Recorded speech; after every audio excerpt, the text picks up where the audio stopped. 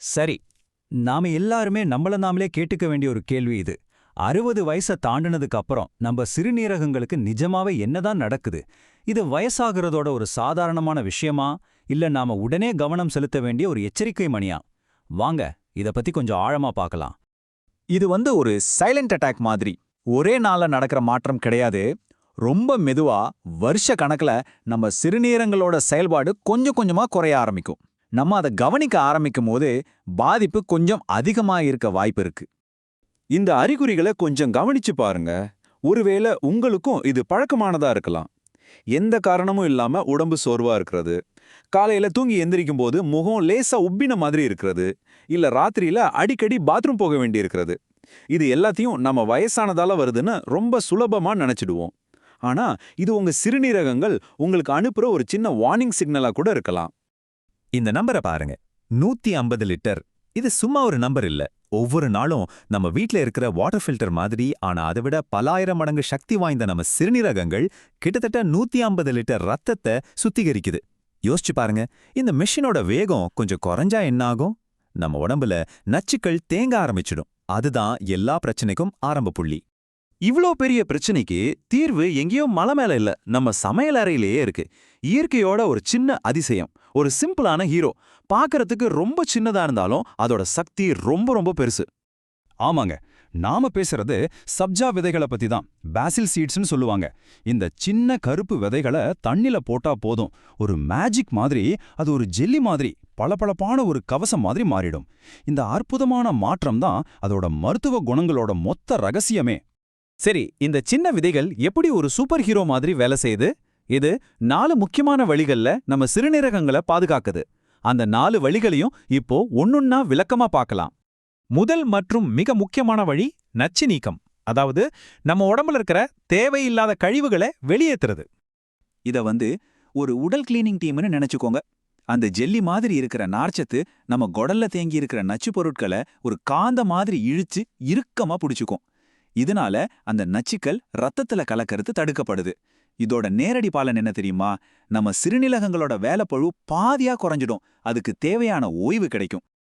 ரெண்டாவதா, இது ஒரு வாட்டர் பேங்க் மாதிரி வேலை செய்யுது. அதாவது நம்ம உடம்புக்கு தேவையான நீரேற்றத்தை சூப்பரா நிர்வகிக்குது. வயசாக ஆக நமக்கு தாகம் எடுக்கிற உணர்வே கொஞ்சம் குறைய ஆரம்பிக்கும். சப்ஜா விதைகள் அது உறிஞ்சின தண்ணிய கொஞ்சம் கொஞ்சமா நம்ம உடலுக்குள்ள ரிலீஸ் பண்ணும். இதனால நம்ம உடம்பு நாள் முழுக்க ஹைட்ரேட்டடா இருக்கும். சிறுநீரகங்கள் நல்லா வேலை செய்யணும்னா அதுல நல்ல நீரோட்டம் இருக்கணும். அந்த நீரோட்டத்தை இந்த விதைகள் உறுதி செய்யுது. அதனால கழிவுகள் தேங்கி சிறுநீரக கற்கள் உருவாகிற வாய்ப்பே இல்லாம போயிடுது. மூணாவது, நம்ம சிறுநீரகத்தோட நம்பர் 1 எதிரியான உயர் ரத்த அழுத்தத்துக்கு எதிரா இது ஒரு கவசம் மாதிரி செயல்படுது. இது ரொம்ப ரொம்ப முக்கியமான பாயிண்ட். அது எப்படின்னு கேக்குறீங்களா? இந்த விதைகள்ல பொட்டாசியம் சத்து அதிகமா இருக்கு. பொட்டாசியம் நம்ம உடம்புல இருக்கிற அதிகப்படியான சோடியம், அதாவது உப்பை வெளியேற்ற உதவும். உடம்புல உப்பு சத்து குறைந்தாலே ரத்த குழாய்கள்ல இருக்கிற பிரஷர் ஆட்டோமேட்டிக்கா குறையும்.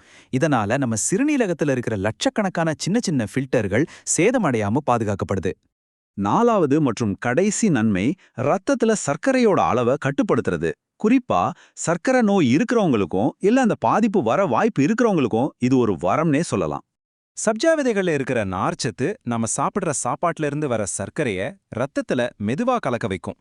ஒரு ஸ்பீட் பிரேக்கர் மாதிரி வேலை செய்யும். இதனால பிளட் சுகர் லெவல் திடீர்னு எகிராது. இந்த சீரான சர்க்கரை அளவு டயபெட்டிஸ் இருக்கிறவங்களோட சிறுநீரகங்களுக்கு ஒரு பெரிய பாதுகாப்பு. இவ்ளோ நன்மைகளை பார்த்துட்டோம். ஆனா ஒரு பவர்ஃபுல்லான பொருளை எப்படி சரியா பயன்படுத்தணும்னு தெரிஞ்சுக்கிறது ரொம்ப முக்கியம் இல்லையா? இதோட முழு பயனையும் அடையணும்னா இதோ ஒரு சிம்பிளான வழி. இதோட செய்முறை ரொம்ப ரொம்ப சுலபம். 1 டீஸ்பூன் சப்ஜா விதைகளை எடுத்து 1 கப் தண்ணியில ராத்திரி முழுக்க ஊற வைங்க. காலையில எந்திரிச்சதும் வெறும் வயித்துல அந்த ஜெல்லி மாதிரி இருக்கிற தண்ணிய அப்படியே குடிச்சிருங்க. அவ்வளோதான். ஆனா சில முக்கியமான விஷயங்களை கண்டிப்பா ஞாபகத்துல வச்சுக்கணும். இது ஏதோ ஒரு மேஜிக் மருந்து கிடையாது. இது ஒரு சப்போர்ட் சிஸ்டம். முதல்ல 1 டீஸ்பூன்ல ஆரம்பிங்க. உங்க ஆரோக்கியமான வாழ்க்கை முறையோட இதையும் சேர்த்துக்கோங்க. ரொம்ப ரொம்ப முக்கியமான விஷயம், உங்களுக்கு ஏற்கனவே சிறுநீரக பிரச்சனை இருந்தா உங்க டாக்டரை கேட்காம இதை கண்டிப்பா செய்யவே கூடாது. இது கட்டாயம்.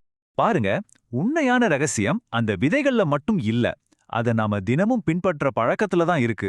இந்த சின்ன செயல் நாம தொடர்ந்து செய்யும்போது ஒரு மிகப்பெரிய சக்தி வாய்ந்த பழக்கமா மாறுது. நம்ம பெரியவங்க சும்மாவா சொன்னாங்க, வருமுன் காப்பதே சிறந்ததுன்னு? சிறுநீரகத்துல பிரச்சனை வந்ததுக்கு அப்புறம் கஷ்டப்படுறத விட அது வராம தடுக்கிறதுக்காக ஒரு சின்ன முயற்சி பண்றது எவ்வளோ சுலபம்.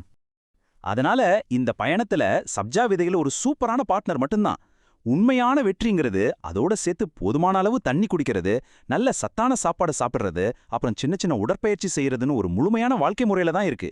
இது ஒரு டீம் ஒர்க் மாதிரி. ஒரு நிமிஷம் யோசிச்சு பாருங்க. தினமும் வெறும் 2 நிமிஷம் இந்த ஒரு சின்ன பழக்கம் உங்க எதிர்கால ஆரோக்கியத்தோட திருப்பு முனையா இருக்கலாம். ஒரு சின்ன விதைக்குள்ள எவ்ளோ பெரிய ரகசியம் ஒளிஞ்சிருக்கு பாத்தீங்களா? இந்த ரகசியத்தோட கதவை திறக்கிறதும் பூட்டி வைக்கிறதும் இப்போ உங்க கையில தான் இருக்கு. உங்க ஆரோக்கியம், உங்க முடிவு.